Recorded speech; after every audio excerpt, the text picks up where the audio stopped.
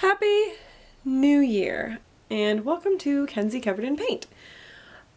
Today I wanted to share with you this magical plate. Gelli Arts gel printing plate. What this is this almost invisible clear, I don't know what it's made out of actually. You have to keep it in its plastic at all times because, well, when you're not using it, because you don't want it to dry out, I guess. And it's got a sheet of plastic on the top and a sheet of plastic acetate on the bottom. So you can see, kind of, there are two sheets. Now, the biggest thing that they warn about in the instructions is to make sure that you never put it down on an absorbent surface. So like a cookie sheet would work, just anything that isn't absorbent. So I use my Inkssentials non-stick, this thing down here. I'll put a link to it down at the bottom in the description. But see, it's this weird jelly material, like a science project, really. So what you do, just place it down, right? I've been using it for less than 24 hours, so this is more of a first impressions, and wow, is it easy and so much fun. And if you have the means, everyone needs to get one of these. They have them in a couple different sizes. This is the 8x10, I believe, and then there's a 6x6 and 11x14. Maybe there are a few other ones, I'm not sure. So all you're gonna need is your jelly plate.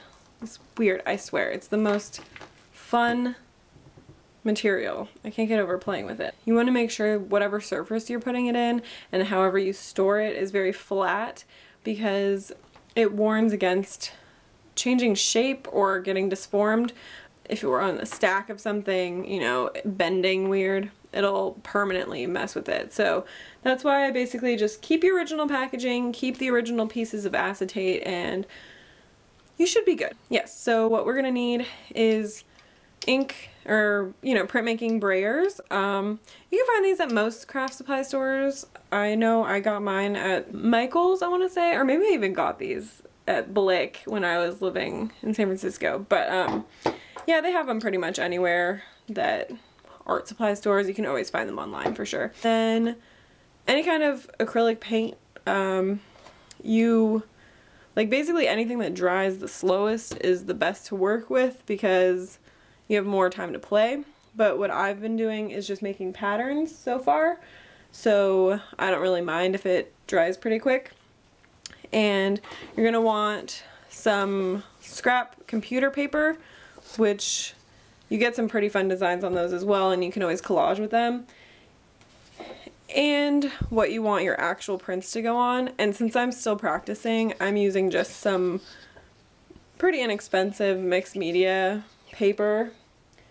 Is some type of stencil. I have a few different stencils that are really fun to use. You get some great designs and stuff. So that's what I'm going to be doing today. And we'll get started. I'll show you how to do it. So here goes. Now you just want to put like a little bit. Oh, that was a little bit more than a little bit. It's all good. And then I'm going to do a couple different colors. And then take your brayer and you want to evenly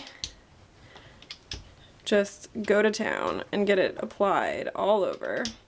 And I like the look of kind of a tie-dyed mix of color happening. This is pretty thick. Then you want to take your excess and just get it down. That's why you got the extra paper going on over here. And then you can take one of your stencils and you just place it down.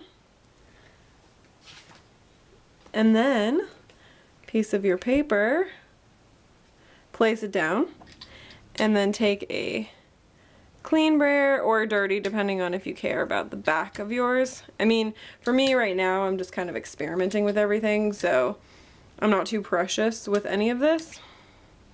But you can see, you want to make sure you really press it in so that you get on either side of the stencil. Just really get it going. And then, oh, there's a little extra. Wipe that off. Here's where the magic happens. And you're left with, whoa, the most amazing print in no time at all. So you're gonna wanna set that aside to dry. And now you see we have all this going on. So you can either do another one. It looks like I got enough paint that I could just do like a ghosting, which basically is a term for when you're doing mono prints or monotypes. A ghosting is doing another one right on top, and you get the faint version of what you just did. So it's not exactly the same, because all monotypes are going to be one-offs. It's only one, but the ghosting, you get the idea of what it was. You just pull it up. Yeah, see, I had plenty of paint. Now this one's not complete, but it'll make a really fun, distressed looking background. Set that one aside, and then this is really cool. And this is kind of where I take my computer paper to get the whole thing cleaned off. And I like using computer paper for collage, so you just place it down on the whole sheet, and it wrinkles. It's not going to be perfect, because the computer paper is really thin. So just kind of, I mean, you could probably be a little more careful than I am, but just really want to get it going on there. And then carefully lift. And you got that. Like, how amazing. It's such a fun process. So many options. And the best part is to clean up. All you need is, you can either use baby wipes, they say, or just water and paper towel. And look, it just cleans right up. And then you're ready for the next. So we have this ghosting that I did earlier, and I'm going to show you how to make it extra special. So now I'm taking Liquitex acrylic color in just primary red, and I'm just going to put like a very small amount for the whole sheet. Like, it's very small, so you want to get it really thin, and it doesn't look like enough when you're doing it, really, because it's very thin and you can still kind of see through the color, which I think, you know, it gives it kind of a hazy effect. But even this is probably a more appropriate amount actually than what I did earlier. Got a little blob in the center. So then you're going to take the extra, wipe it off over here, and then I'm going to grab a different stencil. Go ahead and place that down.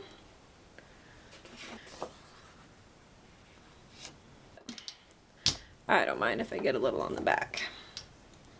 And then, I mean, how beautiful is this, right? Okay, so here's where the layering comes in. I'm gonna remove this stencil and do the best I can to get it pretty similar place. Take another piece of your printer paper, place it on top so we can grab all the paint at once. But how cool is that? I did one a while ago on black paper. A while ago, yesterday, I swear. Time flies, right? Last year, I did it last year. Now this one I just put a little bit of white paint and purple paint, and I just took the end of a paintbrush and kind of swirled it in. And as you can see, it looks like three-dimensional lines. Golden has a couple different lines where the paint itself is slow drying, so you can set it up and you can really kind of work into it and draw and do all this, and then it just makes such a clean print. And the more careful you are, obviously, the better, and you won't end up with like weird little pieces. But I've just been having so much fun, and I hope you guys enjoyed this video, and I hope it helped in some way. And thank you so much for watching, and I will see you soon. Happy arting! See, how do you end one of these? You gotta do like these weird waves, right? Bye! Thanks for coming to my... Nope. Hi. Oh. Okay. Today I want to show you... No. Happy New Year. Oh, shit.